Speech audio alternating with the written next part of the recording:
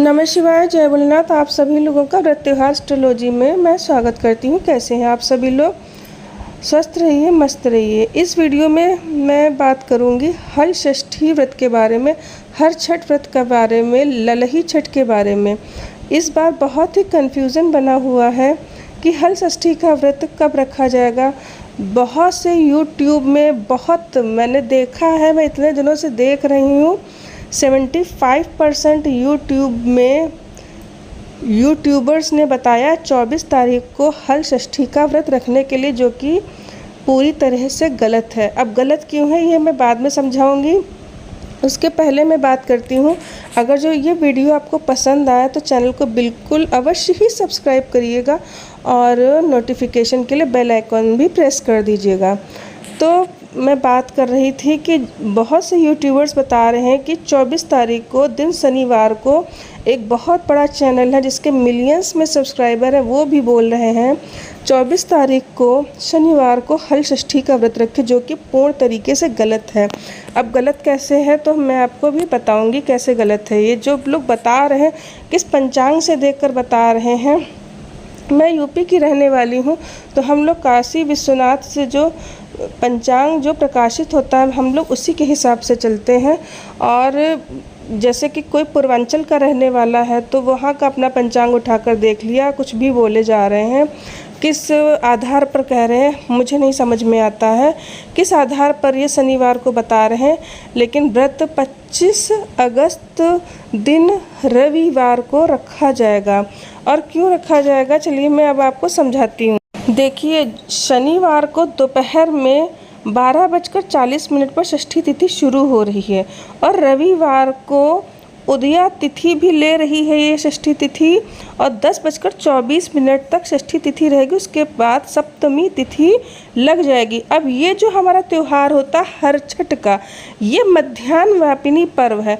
कुछ पर्व होते हैं जो मध्याह्न व्यापिनी पर्व होते हैं और कुछ पर्व होते हैं जो मतलब चंद्रोदय के समय जो देखे जाते हैं। जैसे कि आपका करवा चौथ हो गया तो चौथ शाम को होनी ही चाहिए, और प्रदोष का व्रत हो गया, और गणेश चतुर्थी हो गया, तो इसमें जो है शाम के समय ये तिथि होनी ही चाहिए। और इसी तरह जो हमारा हल षष्ठी का व्रत है ये मध्याह्न व्यापिनी व्रत होता है। तो इसमें देखिए 12:40 पर तो षष्ठी तिथि लग रही है और रविवार को 10:24 तक ही ये रहेगी।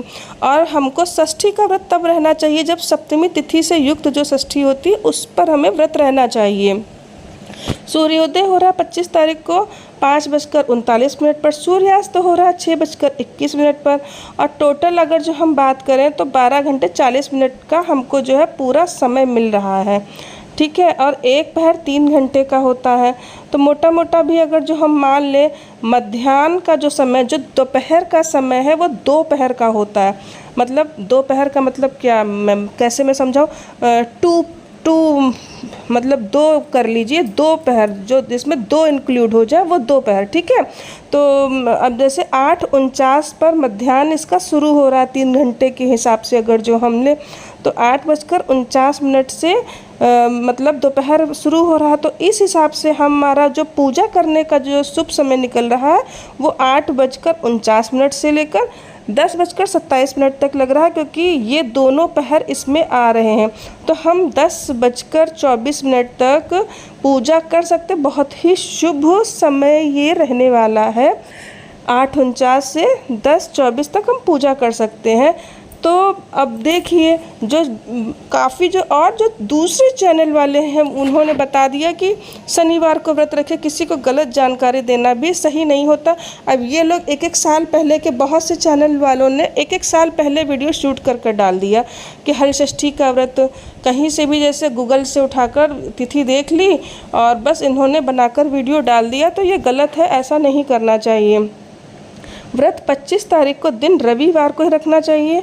और अगर जो आपके जान पहचान में कोई 24 तारीख को रहने का सोच रहा तो आप उसको ये वीडियो शेयर करके जानकारी भी अवश्य दे दीजिए, क्योंकि किसी की मदद करना भी अच्छी बात होती है। कोई गलत समय व्रत रह रहा है तो आपको जानकारी है तो आप उसको शेयर करके अपने फैमिली फ्रेंड्स में बिल्कुल बता दीजिए। षष्ठी का जो व्रत होता है वो पुत्र के लिए रखा जाता है कि पुत्र जिनके होता है वो माएँ इस व्रत को रखती हैं। लेकिन ऐसा नहीं है, जिनके पुत्र नहीं हैं या जिनके पुत्र या पुत्रियाँ ही हैं वो भी चाहे तो व्रत को रह सकती हैं। आप माता से संतान रूप में पुत्र को प्राप्ति का मतलब प्रार्थना कर सकती हैं। आप भी व्रत को रह सकती हैं। जिनका डिलीवरी इस साल हुआ है तो वो भी चाहे तो व्रत रह सकती हैं। अगर स्वस्थ है तो व्रत उठाइए, नहीं स्वस्थ है तो अगले साल से व्रत उठाइए, ठीक है। और हल षष्ठी के व्रत में ऐसा होता है कि जो खेत का जुता हुआ जो होता है उस भूमि पर पैर भी नहीं रखा जाता है, और खेत की जुती हुई कोई चीज़ खाई भी नहीं जाती, भोजन में चीनी भी नहीं खाई जाती है। जो भी मतलब जुते हुए खेत से जो चीज़ प्राप्त होती है तो वो इसमें नहीं अन्न और उसका फल का सेवन किया जाता है। चीनी तो बिल्कुल नहीं खाई जाती है। और भी बहुत सी चीज़ें जैसे आलू हो गया, तो आप सोच लीजिएगा और कौन सी चीज़ें हो जाती हैं। मैं सबका नाम बताऊंगी तो वीडियो बहुत लंबी हो जाएगी। इस चीज़ का विशेष ध्यान रखा जाता है कि हल जुते में चला नहीं जाता, हल जुते कोई चीज़ नहीं खाई जाती है, गाय का दूध का सेवन नहीं किया जाता, भैंस के दूध का सेवन किया जाता है। तो कहानी में भी यही निकलता है कि गाय के दूध का वो बेचने गई थी ग्वालिन, तो मतलब उसने उसके साथ बेटा जो था उसका ख़त्म हो गया। तो कहानी में भी ऐसा आता है, भैंस के दूध का इसमें सेवन किया जाता है। और इसमें हल षष्ठी माई की पूजा की जाती है और बलराम जी की भी इसमें पूजा की जाती है। तो कोशिश करें कि इस दिन आप लोग जो है धरती पर जो है मतलब बाहर जैसे कच्ची ज़मीन जहाँ पर होती है वहाँ पैर कम से कम रखें। उसके नीचे चींटियाँ होती हैं तो चींटियों को भी पैरों से नहीं मसलना चाहिए, उससे भी दोष लगता है। भोजन में पसाही के चावल और जो होता दही वो ग्रहण किया जाता है। पसाही के चावल और चने से पूजा की जाती है, हरषष्ठ माई की पूजा की जाती है।